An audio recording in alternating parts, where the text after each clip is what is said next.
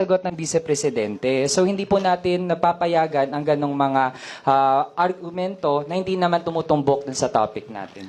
This is a hearing of the budget of 2025. Nasaan dito ang confidential funds? Ang topic natin dito at ang pinasubmit ninyo sa amin is the budget proposal of 2025. Where in the budget proposal of 2025 is the item confidential funds. Sa in aid of legislation nga ninyo, nakalagay nga doon sa rules ninyo, diba? The discussion should be germane to the topic. The topic is a 2025 budget proposal.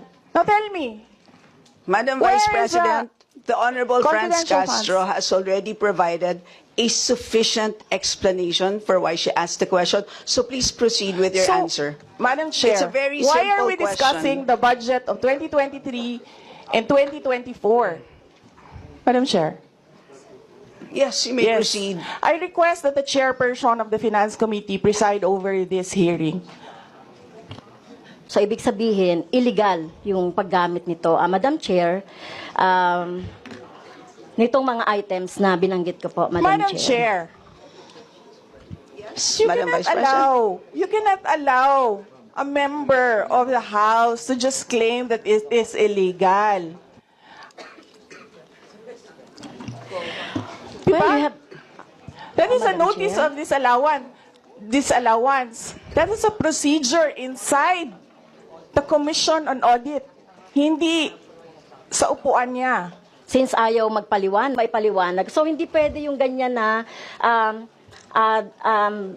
yung tactics na ganyan, na parang, parang sorry for the pusit, na kapag nasusukol na ang pusit, ay nagaano ng maitim na tinta. So, Chair, Hindi na po tayo matatapos. yan ang sinabi ko sa iyo kanina. Ayaw mo maniwala sa akin eh. Aabot talaga tayo ng bukas dito. Diba? Madam Chair, Is Yes. this an inquiry regarding... what you said. Yes, you may So proceed if po. you allow members of the House of Representatives lines like what you just said, like pusit, bakit mo ako kinocrucify for saying a fact that somebody is convicted of child abuse sitting in the chair? Pusit, and then I cannot fire Chair. the presiding chair. So bakit? Yes, we... Bakit napaka one-sided nito, ma'am? Noted po. Dahil ba madami kayo dyan sa kabila at nag-iisa ako dito? We're not talking to our resource speaker, because she's asking a question and she's accusing some of the members of this committee.